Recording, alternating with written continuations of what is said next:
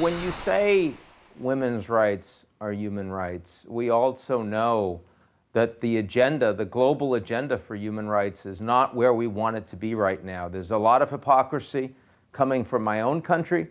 There's a lot of whitewashing being done by countries with a horrible human rights records. What is irritating you the most right now? I mean, the obsession about controlling women's bodies is really something that also shocked me when I got to the UN.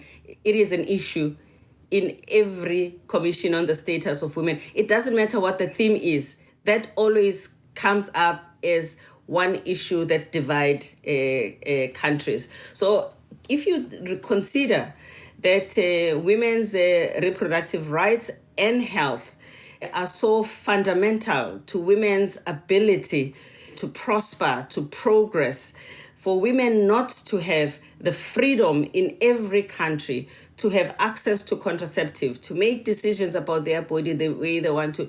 This is something that irritates me immensely. But of course, I must be careful not to be too irritated and be paralyzed. I must keep working on it, keep inching in, keep winning people on the other side so that we can make progress.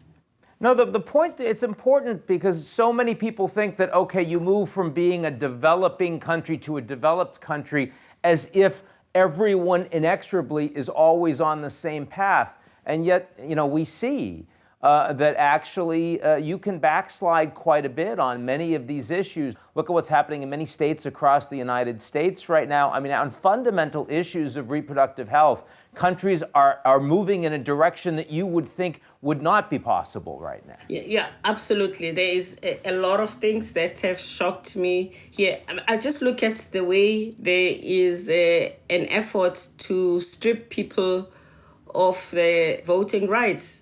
I mean, I never thought something like that could happen in the US. If you are not from the US, this being the place where democracy has existed for such a long time, I just would not have imagined that was even possible. I cannot imagine anything like that happening, even in a new, not so established democracy like South Africa and many other countries, developing countries. So it just shows that all of us have some homework to do in our countries. There's places where we're very strong, but there are places where we have to work on. But when it comes to women's issues, there are issues that are universal. Violence against women is a universal challenge for all countries, irrespective of their level of development.